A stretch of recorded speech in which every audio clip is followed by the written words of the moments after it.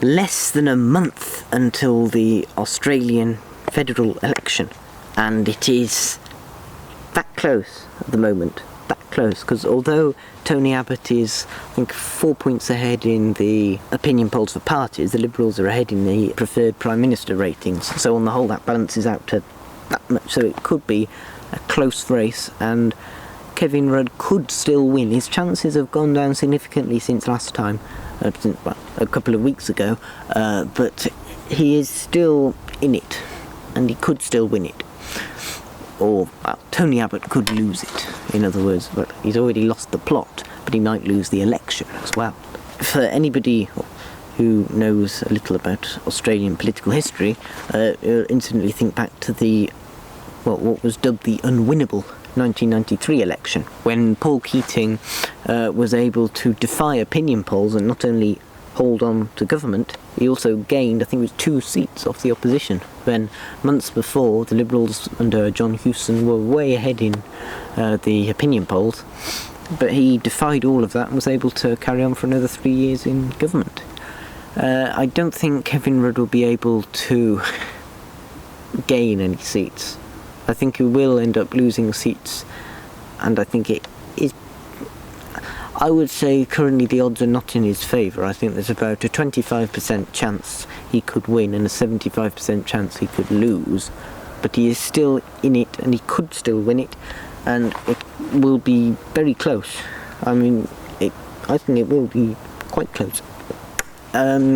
The other significant thing for a foreign observer such as myself, though, will be what will happen to Australia.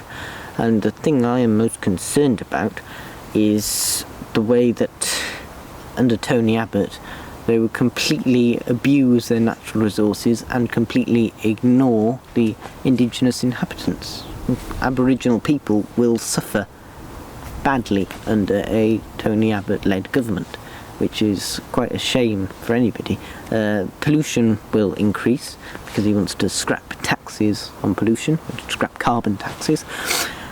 He is thoroughly pro-business and completely against the environment, which is another worrying thing.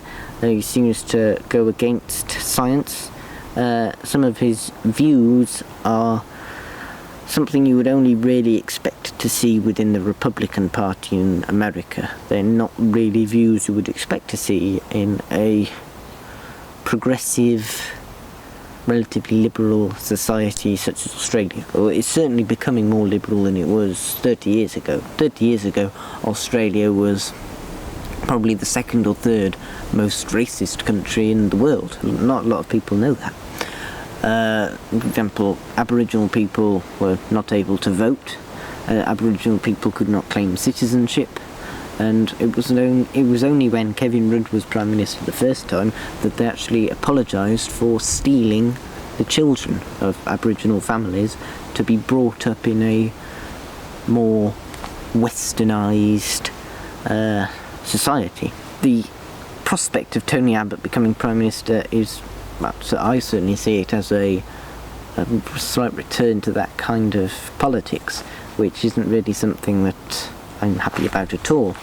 And I think if Tony Abbott does become Prime Minister, though, his own gaffe proneness and his own complete inability to function as a normal human being will be a severe disadvantage to him. I think he suffers from the same kind of social awkwardness and complete implausibility in speaking that Mitt Romney suffered from, except without the relatively successful business career before that to pay for it all.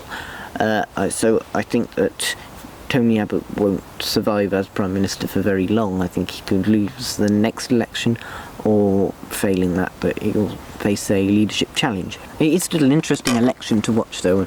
I will certainly be looking out for any kind of information and closely watching opinion polls, and as I've said in my other video, September is a great month for elections as well. Norwegian election coming up and German elections coming up, so the Australian one, though, is by far the closest of all of these races. It's one that either side could win.